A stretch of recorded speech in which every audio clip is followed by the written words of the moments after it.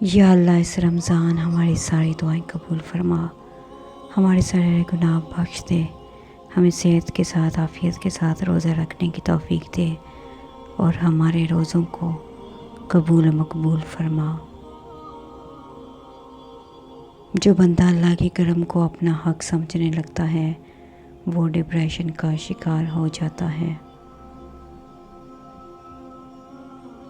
حضرت علی رضی اللہ تعالیٰ عنہ نے فرمایا، جو شخص تمہاری خاموشی سے تمہاری تکلیف کا اندازہ نہ کر سکے، اس کے سامنے زبان سے اظہار کرنا صرف لفظوں کو اکڑ تب تک چلتی ہے جب تک پکڑ نہ ہو، اور جب پکڑ ہوتی ہے تو اس حاکی انسان کو خاک بننے میں دیر نہیں لگتی۔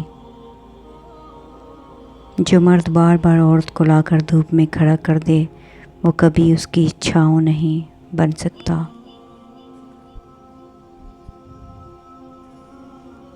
ملتا تو بہت کچھ ہے زندگی میں، بس ہم گنتی اسی کی کرتے ہیں جو حاصل نہ ہو سکا ہو۔ انسان پریشانیوں کی گنتی کرنے میں ماہر ہے لیکن نعمتوں کا حساب کرنا بھول جاتا ہے۔ بناوٹی لوگوں سے سنبھل کر رہیں، پہلے رو رو کر آپ کے دکھ درد پوچھیں گے، پھر ہنس ہنس کر زمانے والوں کو بتائیں گے۔ کچھ لوگ بچھو طبیعت کے مالک ہوتے ہیں، آپ چاہیں ان کے ساتھ کتنی بھی نیکی کر لیں آخر میں وہ ڈنگ ہی ماریں گے۔ خدا دکھاتا ہے رشتے کی حقیقت، پھر کہتا ہے بتا کون ہے تیرا میرے سوا۔ زندگی بہت مختصر ہے، جب سمجھ آنے لگتی ہے تو دنیا میں رہنے کا وقت بہت کم رہ جاتا ہے۔ میں نے رب سے کہا مجھے زندگی سے نفرت ہو گئی ہے۔ اللہ نے فرمایا تم مجھ سے محبت کرو، زندگی خوبصورت ہو جائے گی۔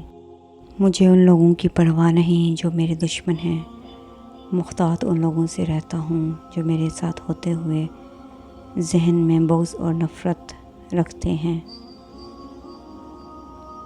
رسول اللہ صلی اللہ علیہ وسلم نے ارشاد فرمایا، اللہ تعالیٰ فرماتا ہے کہ اے ابن آدم تو خرچ کرتا جا، میں تجھ کو دیے جاؤں گا۔ برائی برے لوگوں سے نہیں، اچھے لوگوں کے چپ رہنے سے پھیلتی ہے۔